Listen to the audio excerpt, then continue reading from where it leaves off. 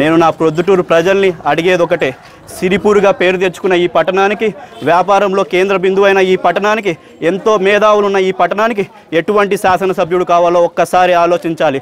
ఒక పక్కనేమో పలు భాషల్లో మన శాసనసభలో మాట్లాడి ఆత్మగౌరవాన్ని తెచ్చిన నాయకుడు ఒక పక్క, మరో పక్క రాష్ట్ర ప్రజలందరి ముందు శాసనసభలో క్షమాపణ చెప్పిన నాయకుడు ఒక పక్కనేమో 35 ఏళ్ళగా ఒకటే పార్టీని నమ్ముకొని, ఒకే జెండాను నమ్ముకొని ఉన్న నాయకుడు ఒక పక్కేమో కాంగ్రెస్ నుంచి తెలుగుదేశం నుంచి వైఎస్ఆర్, అక్కడి నుంచి మరి ఎక్కడికో తెలియని నాయకుడు ఒక పక్కనేమో అధికారంలో ఉన్నా లేకపోయినా, పోటీలో ఉన్నా లేకపోయినా ప్రజల మధ్యలో ఉండే నాయకుడు ఒక పక్క, ఇటుపక్కేమో నేను అధికారంలో లేను, నేను ఏం చెయ్యలేకపోయానని చెప్పే నాయకుడు ఒక పక్క.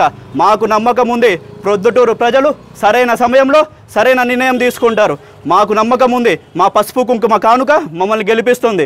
మాకు నమ్మకం ఉంది, మా 13 రకాల పింఛన్లు మమ్మల్ని గెలిపిస్తాయి.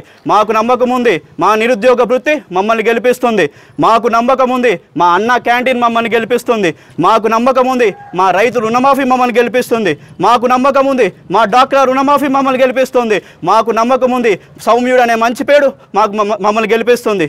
మాకు నమ్మకం ఉంది, 4000 కుటుంబాలకి 20 కోట్ల రూపాయలతో సీఎం రిలీఫ్ ఫండ్, ఆ సీఎం రిలీఫ్ ఫండ్ మమ్మల్ని గెలిపిస్తుంది. 18,000 రేషన్ కార్డులు ఏ ఇన్ఛార్జ్, ఏ మంత్రి, ఏ ఎమ్మెల్యే తీసుకొచ్చింది మా నాయకుడికి అది గెలిపిస్తుంది.